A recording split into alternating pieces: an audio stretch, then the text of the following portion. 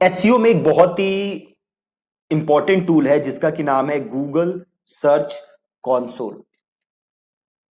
आज के लेसन में इसी के बारे में बात करने वाले हैं। गूगल सर्च कंसोल करता क्या है कि गूगल सर्च कंसोल के मदद से आप अपनी वेबसाइट का जो सर्च ट्रैफिक है, जो सर्च परफॉर्मेंस है, आपकी वेबसाइट गूगल सर्च पे कैसा काम कर रही है, ये सारी चीजें आप मॉनिटर कर सकते हो।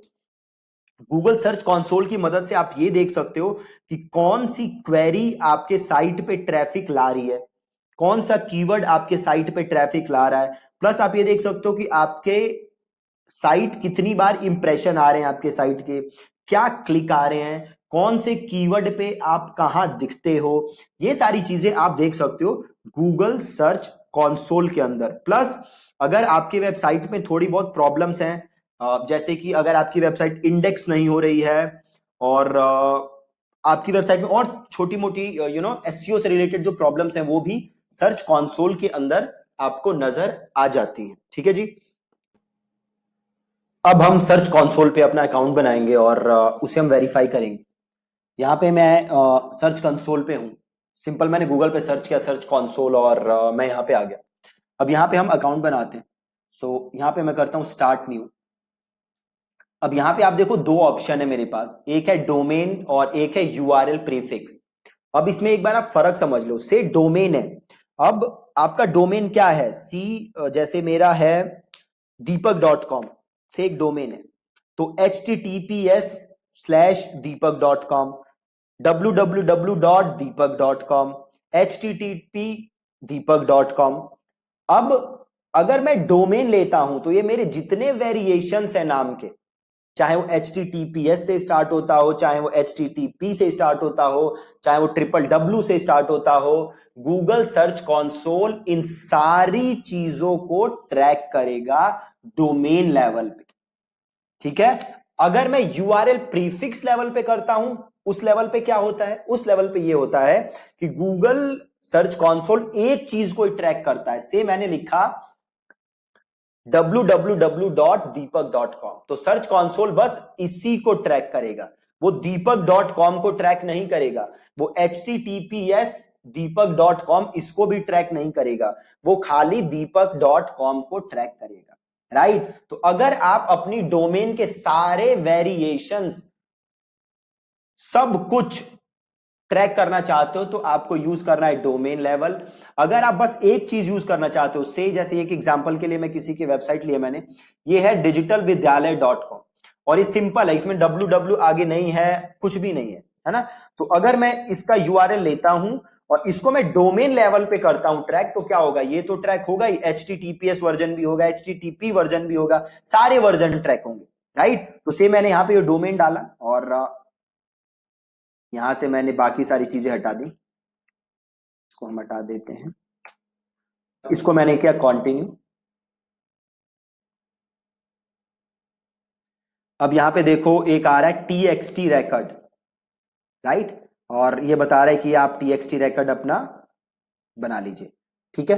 तो सिंपल आपको क्या करना है, इसको करना है कॉपी। ठीक है। और आपको आना है अपने सी पैनल के अंदर।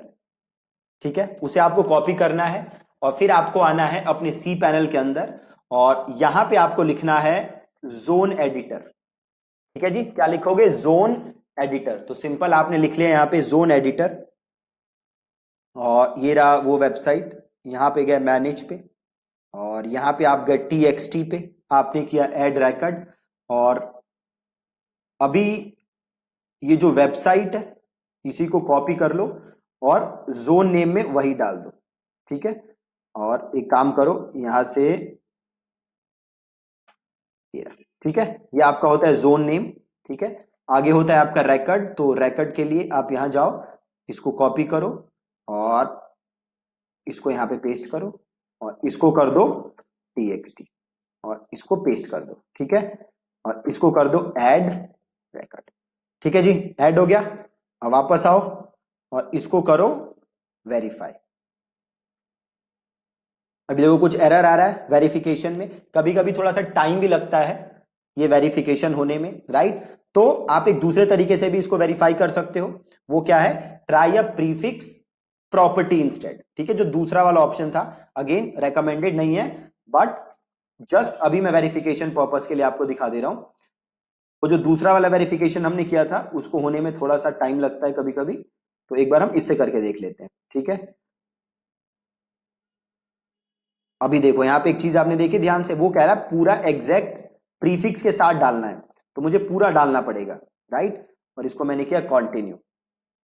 अब इसमें होगा क्या, HTTPS वर्जन ट्रैक नहीं करेगा ये, ठीक है। अब यहां पे देखो बड़े सारे तरीके हैं आपके पास वेरीफाई करने के। आप गूगल टैग मैनेजर से भी कर सकते हो, आप DNS से भी कर सकते हो, आप HTML टैग से भी कर सकते हो। ये जो टैग है ये सिंपल आपको अपने वेबसाइट पे डालना है और आप वेरीफाई कर सकते हो, ठीक है। ये सबसे आसान तरीका होता है वेरिफिकेशन का, तो हम इसी से वेरीफाई कर देते हैं।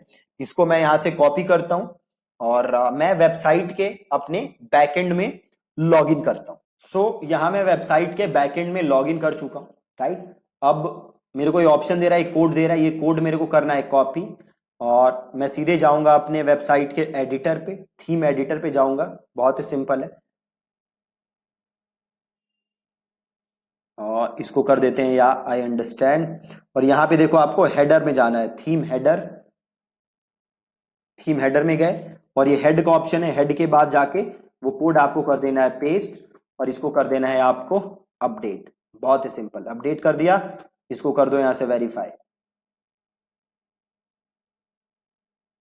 देखो ये वेरिफिकेशन हो गया और गो टू प्रॉपर्टी। वो जो दूसरा वाले तरीके से हमने किया था वो वाला भी हो जाएगा, उसमें कभी कभी थोड़ा सा टाइम लगता है, ठीक है। सो सिंपल, ये अभी हमने अकाउंट बनाया है और उसको हमने वेरीफाई करा है, ठीक है। अब इसमें आगे की जो चीजें हैं और इसमें और जो जो ऑप्शन है वो हम कल के लेसन से देखना स्टार्ट करेंगे। Thank you so much watching this lesson.